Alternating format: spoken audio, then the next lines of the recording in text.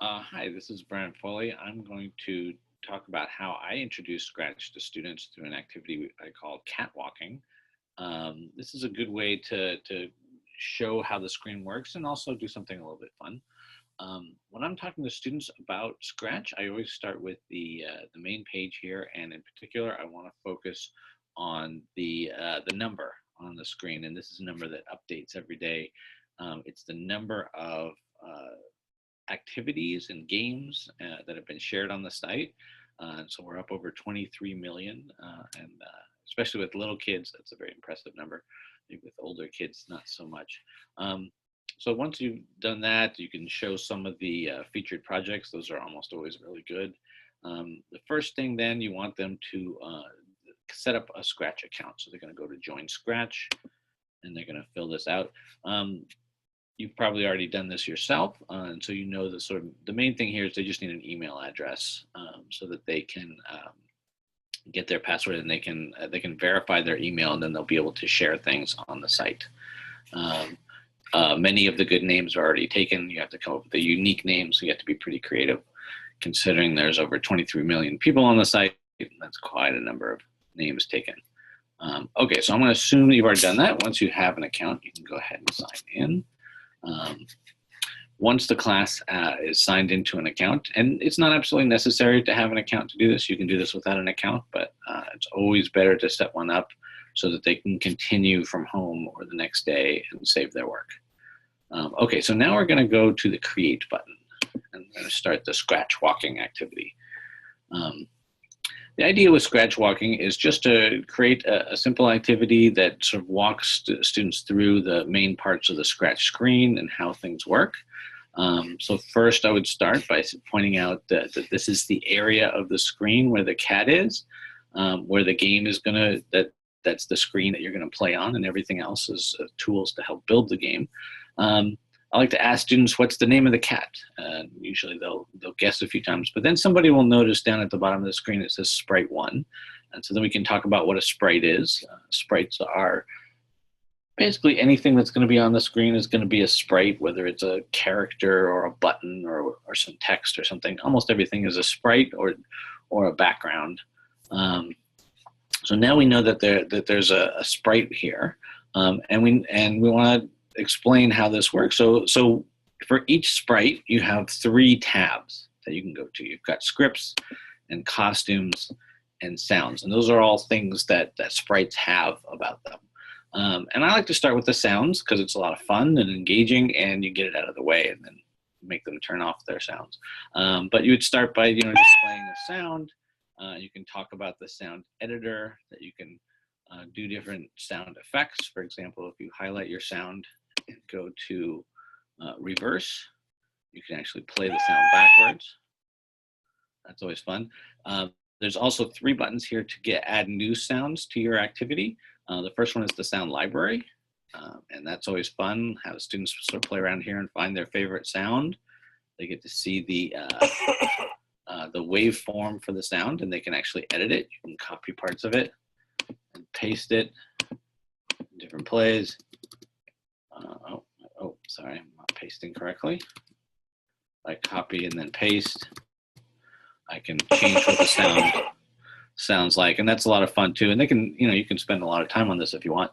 You can also record sounds. If you hit the record button, and then you have to press this circle here and say allow. If you don't say allow, it's kind of hard to get this to come back. But if you do say allow, then you can start recording. Press the stop button, and then you can play your recording. But if you do say allow, then you can start recording.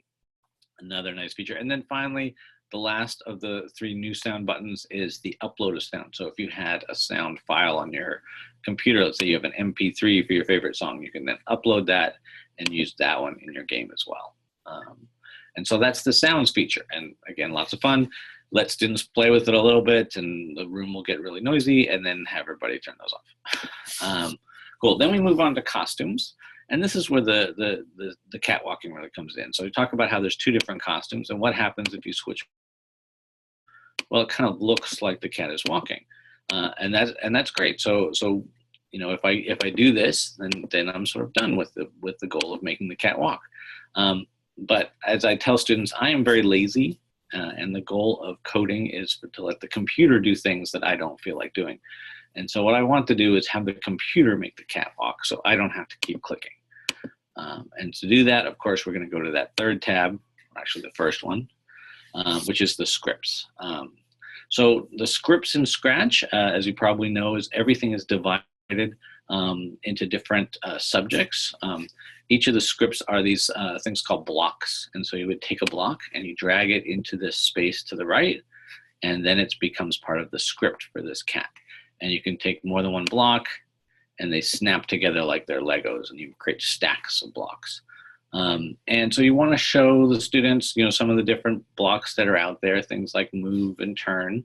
And there's different categories that are all color coded. So the purple is the looks category, and they can do things like they can say hello.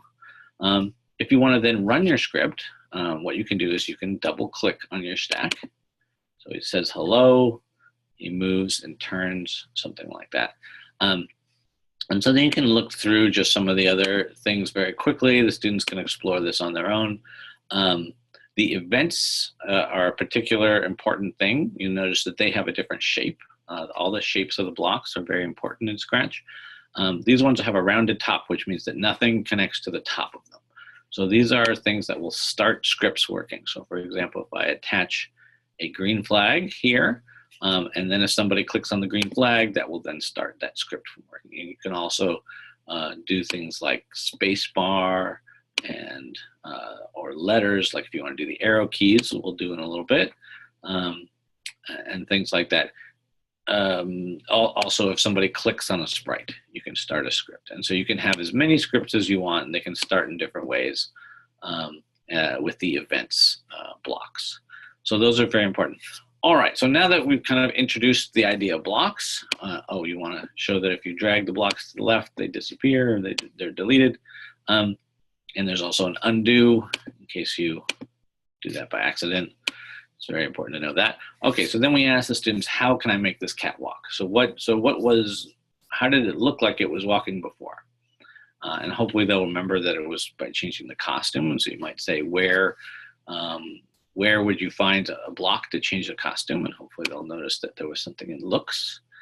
We have two costume change with blocks here. We have switch costume and we have next costume. And I can just tell you, because the way the next costume works, it's much easier to use that one. And so I just sort of give them the hint that next costume is going to be the easy one to do. So to create a simple script, and again, you can let the students try to figure this out on their own, depending on how much hinting they need. But you might start a script that says when the space key gets pressed, go to the next costume. And if you want to, look like it's walking, it probably should move forward. So you could give it a move command as well. And then I can press the space key, and it does look like it's walking. But again, being very lazy, I don't want to have to keep pressing the space key. So I need to do something else here. And the answer, of course, is I need to do a loop. And the loops are going to be located in the control, or the orange pieces here. And a good one to do is simply this repeat loop. And so if I drag, and you notice the shape of these is like a C. The shape is very important. Everything inside this C will repeat. And in this case, it'll repeat 10 times. And again, instead of telling students this, I can ask them, what do you think will happen here? And they can read through it and make sense of it. It's pretty self-explanatory. So in this case, it's going to repeat 10 times if I do this. And then, of course, if I press that, they see the cat moving very fast like that. And so the question is this walking? Does that look like walking to you? And no, this looks more like running. And so now we can say, okay, well, what can we do to then make this look more like walking? Hopefully some of the students have noticed there's a wait block here. So they might try the wait block. And then if I press the space bar, then I get a very slow motion. It's like, oh, well, that's too slow. What can we do there? And then this is a good place to introduce that we can change all of these numbers. And so if I change my wait 1 second to wait 0.2 seconds, and then I press the space bar, that looks like a nice, good walk. And so we're pretty much done with cat walking at this point. You might want to also point out that they can change the background by clicking on the stage to the lower left. And instead of a costume, the stage has backdrops.